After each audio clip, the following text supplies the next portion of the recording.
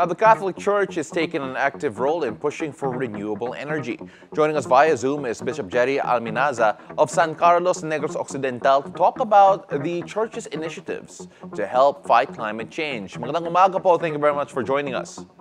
Magandang umaga po sa tagapakinig, tagapanonood ng Weather HQ. Sir Paulo? Father, there is a commitment now from the Catholic Church, especially here in the Philippines, towards the use of renewable energy. And of course, it has resulted in a nationwide effort on our part. Could you give us siguro an explanation kung bakit po? Why is there a push now for renewable energy, especially solar energy, in its dioceses? Yes, it started actually in 1988 pa, and then lalong naging malakas yung push in 2015 with Laudato Si ni Pope Francis. But experientially, kasi Philippines is in a very critical region na most vulnerable tayo sa climate crisis, climate emergency na ngayon, we have to meet the 1.5 degrees Celsius temperature to maintain that. No? That's what science tells us, na magiging bearable at saka magiging efficient tayo sa ating pamumuhay. Kaya if we really are believers in God as our Creator and we care for one another, lalo na kasi sa climate crisis, the very first victims are the poorest of the poor among us. Kaya we cannot separate our care for our common home with the cry of the poor. Kaya we can understand why the Church would like also to be an active part in and keeping the temperature 1.5 degrees centigrade. And we have understood that 71% of the greenhouse gas emission was contributed by companies engaged in fossil fuels. So kaya if we say no to fossil fuels, kasi yun ang sinabi ni Pope Francis, we have to phase out fossil fuels, replace fossil fuels with renewable energy. We have to walk the talk. Bishop, I want to piggyback on that because you have to walk the talk, and Negros Island in particular has a success story. Can you tell us a bit about the benefits derived from the efforts sa May Negros po? Yes, pero actually we have to give credit to Maasin Diocese as the very first one in 2018 to solarize all the 42 parishes. Dito sa Negros, it's more on the fight to say no to fossil fuels, particularly coal and LNG. So we succeeded to oppose that, and in turn, we committed to put up solar energy panels. So starting for our own diocese, Bacolod also, but the two other dioceses would have started, but because of the pandemic, hindi na push through. But we are still working on it. In fact, we are launching the 10 million solar rooftops challenge, no? And that should be all over the diocese.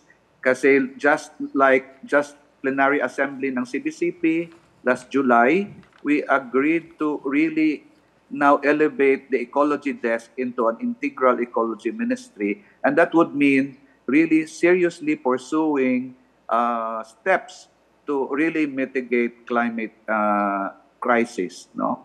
So that's why we are, as part of an alternative, we are pushing for renewable energy because we have studies that prove that it's feasible. We don't have to go back to fossil fuels, but we can go forward towards renewable energy. Bishop, you were part of the COP28 summit in Dubai as well as COP29 in Azerbaijan.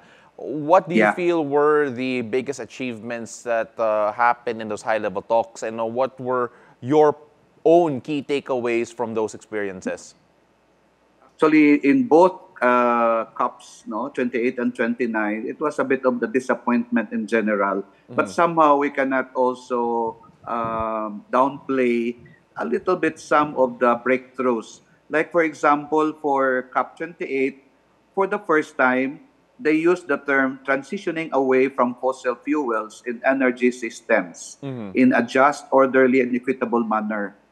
And then, nagsabi sila na i-phase down ang unabated coal power phase out inefficient fossil fuel subsidies, and i-triple ang global renewable energy.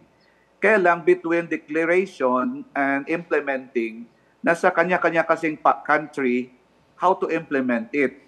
Our problem now, our challenge is even if the COP28 made that decision, our country is still allowing fossil fuels, like encouraging LNG as transition energy.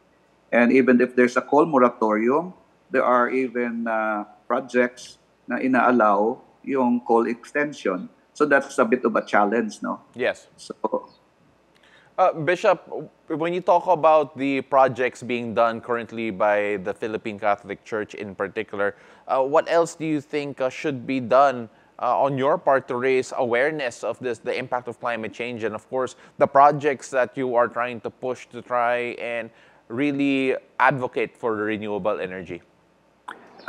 we are really of big help as a church, both in the mitigation and adaptation measures, no? Especially in the area of raising awareness. We have Catholic educational system, no? So through CIAP, for example, Catholic Education Associations of the Philippines, no? We have worked with them. We have proposed a framework wherein they can integrate in their curriculum so that students are aware, fully aware of the consequences of whatever decisions we are making to the environment. And also, by raising the ecology desk, which was decided in 1991 to an integral ecology ministry, we hope that the churches, like the dioceses all over the country, will be more committed to raising awareness, no, through education. Not only in homilies, because in homilies, that only 10%, maybe at most 20% for attending at Mass, but really in other platforms like the social media. Like every year, we have the Season of Creation for 1 month. We have the Earth Day, Earth Hour, all these events throughout the year. We hope that the churches will really participate actively, and especially the young people. I am very happy that in our diocese, for example, and in Negros in particular, young people are very much active, in raising awareness. Bishop, we really appreciate all the insights and all the knowledge that you shared with us. Hopefully, your efforts continue to bear fruit. Maraming salamat po. Thank you very much. Salamat din po. That was Bishop Jerry Alminaza of the Diocese of San Carlos in Negros Occidental.